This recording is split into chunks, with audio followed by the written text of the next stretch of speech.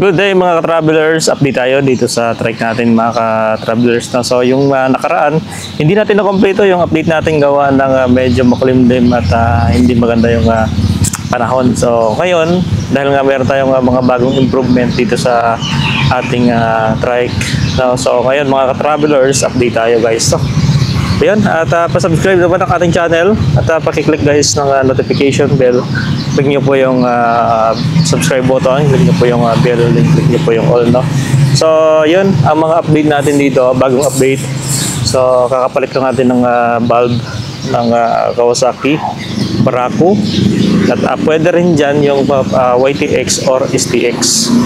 So ito siya, so kakapalit lang natin yan. And yung bagong nating improvement dito ay ginawa natin siya ng cover dito sa gilid. Yan. So rubber lang ito na binili natin sa palengke. Nagkakalaga lang ito ng 350. Yung parang plywood kalapad mga ka-travelers, no. So bumili rin tayo sa Lazada nito nga parang pula. Ito yung nilalagay sa pintuan ng sasakyan. So binili natin para mas maganda yung design. Ayan, okay naman mga traveler, no. At yun, medyo gumanda na gawa ng meron siyang line na pula. And ito mga travelers, nilagyan natin ng red itong ating taparudo. So okay, gumanda rin yung design. So halos lahat dito sa gilid natin merong red na color. So okay din naman to, hindi naman ito nakakasira ng ating trike. So and nilagyan natin ng sealant dito. Yan, para yung ating ilaw ay hindi pasukin ng tubig dito sa loob mga traveler, no. Yun, so okay na okay.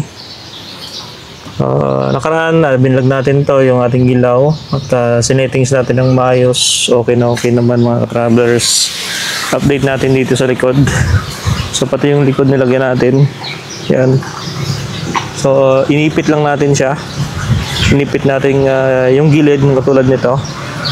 Inipit natin itong pula. So hindi na yan siya matatanggal kahit hilahin mo ng malakas. Gawa ng nakaipit siya, nakasiksik. And yun, at nagpalit na rin tayo ng oil ng Shell Advance at bago yung ating langis nito, kaya maganda na yung under niya at matining. So pwede na siya pang long ride gawa ng Shell Advance naman siya at lumalaban sa init ng makina itong ating oil mga traveler, no. So yun, at ito naglagay din tayo ng fan dito sa taas para hindi maiinit sa driver. So yan, ang pawala lang ng init itong fan mga traveler, no. So ayun yung mga update natin. And ayun, meron pa tayong ilalagay dito na mahabang LED dito sa taas. Yan, lalagyan natin ng LED doon. So, hindi naman yung bawal sa LTO. So yung gagawin natin, papatalikurin natin doon paharap yung bulb niya. Then pagka babiyahin natin, iharap lang natin dito mga traveler, no? So yan. Yan, may mga sticker tayo dito na dinikit. Yan, iba-ibang sticker ng mga vlogger. Yan. Ito, Dakma, JMP, Motorcycle Repair Shop. Yan, si Kalayas, Docapo. Yan, Dato, and Warrens, Tugay, Anoy, Riders at iba pang mga vlogger sticker ang nilagay natin dyan.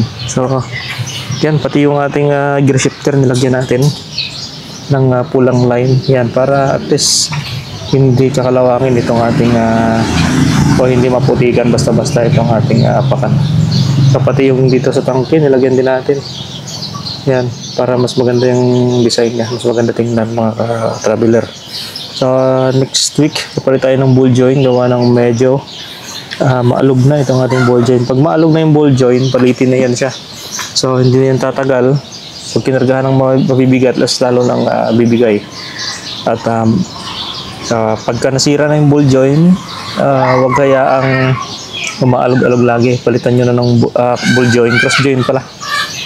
Kailangan pag nasira yung cross joint nyo, palitan nyo na. Pag maalog na, palitan nyo na, dahil pag hindi nyo pinalitan, masisira itong ating atrasabante o yung reverse.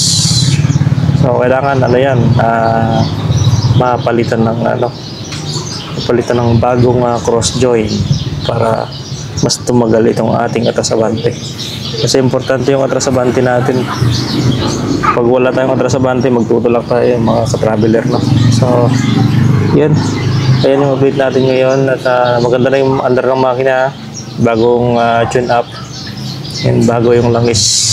At tinuno ko na yung carburetor. Okay, sa carburetor, kasabang carburetor. Dahil maraming tatanong sa atin sa carburetor. Ilan sa mga ka-traveler o subscriber natin nagtatanong tungkol dito sa carburetor tuning, kasi nga maraming maraming kumbaga hindi pa alam ang tuning nitong carburetor. Okay, itong screw na to, ito yung idle natin o yung minor.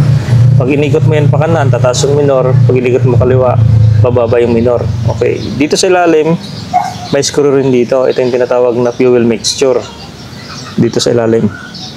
Okay, ito yung naman yung screw ng drain natin. Pag kunyari tatanggalin natin ng laman na itong cup nya, ito dito natin i-drain. So pipihitin natin itong screw na to, luluwagan para magtagas yung gasolina. At yung tuning nitong carburetor ay 2.0, yung pinakamababang pihit nitong ating carburetor. Dahil nga 175 yung makina, kailangan natin ng medyo rich na gasolina. So tataasan natin. Okay, yung pihit ng ating carburetor fuel mixture ay 2.0. Ang pinaka minimum lalaroin mo sa 2.0 hanggang 2.5 turn. So pagka napansin nyo na medyo hindi nag-i-steady yung minor, kunyari pag hindi nag-i-steady yung minor, medyo kulang-kulang siya, na kumbaga parang putol-putol yung under niya, ibig sabihin ay kulang sa fuel. So luluwagan nyo ng konti itong fuel mix screw para mag-grit siya. So pag niluwagan kasi natin yan, mag-grits. Pag hinigpitan natin, magiging lean yan. So yan yung pinagkaiba. So ganoon lang gawin nyo. Close nyo muna yung screw dito and pihit nyo pakaliwa. Bali dalawang ikot yun. So at least alam nyo na kung paano i-tuning itong carburetor natin. So kung hindi man kayo magtutuno, patunin nyo sa mga magagaling magtuno, sabihin nyo 2.0 or 2.5. Diyan yung tamang tuning ng ating carburetor, no? So sa ating trike, ang ating spark plug na ginagamit dito ay sa Rusi, no? Or pwede rin yung Denso, no? So yun yung mga magandang gamitin. So bili na lang kayo sa Rusi branch. Meron naman mga original doon na mga spark plug Torx. So yun yung bilhin nyo mga ka-best friend, no? Para mas tumagal o mas maganda yung sunog ng ating trike. Sa mga nagsasabi naman kung ano yung sa mga nagtatanong naman kung ano yung magandang fuel ang gamitin natin dito, pinakamagandang fuel na gamitin natin dito ay Red Premium. Mag-premium lang kayo mga ka-traveler para tumagal o mas maganda yung performance ng makina. So kasi pag mag-unleaded kayo ay medyo mahina yung hatak. Tama yung sinasabi ng iba na medyo mahina sa akyatan. So yun lang ang pinagkaiba pag unleaded premium. Pag premium, mas malakas talaga sa akunan. So mas mabilis niya kasi masunog yung gasolina natin pagka premium. Ginagamit ko dito ay nakaraan ay unleaded o yung green, unleaded green.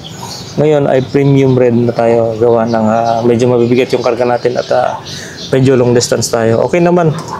Maganda naman yung performance ng unleaded. At least nasubukan natin kahit mga isang buwan lang na puro unleaded yung karga natin. Pero bumalik ako sa premium gawa ng dito kasi sa amin nagkakaubusan din ng unleaded green, kaya back to premium muna tayo. So total dito lang naman tayo sa Tugigaraw na. And yun, sa mga magpapalit ng brake shoe, anong magandang gamitin na o bilhin na brake shoe mga ka-traveler? Mas magandang brake shoe ay dun sa may branch mismo ng Rusi, yung sa kanila. Pwede rin sa Shopee, pwede kayo order brake shoe ng Rusi Chariot. Meron pong store sa Shopee na nagbibinta ng mga pang chariot na piyesa. So, yun. So, kondisyon na kondisyon to mga traveler. Pwede na ito ibiyahe sa malayuan. Pwede na ito pang Baguio. At yung ilaw natin talagang bagong-bago at malakas.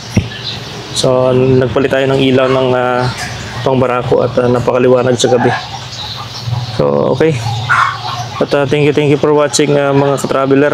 At kita-kits sa sunod na episode ng ating video mga ka-traveler. Gawa ng bukas pupunta tayo ng Isabela. So abangan ninyo dahil travel na naman tayo. Bagong vlog na naman yung ating pupuntahan mga ka-traveler. So yun. At papagandahin pa natin ito mga ka-traveler yung ating trike para mas presentable sa inyo at presentable sa atin mga ka-traveler. No? Yun, thank you for watching mga ka-traveler. Okay.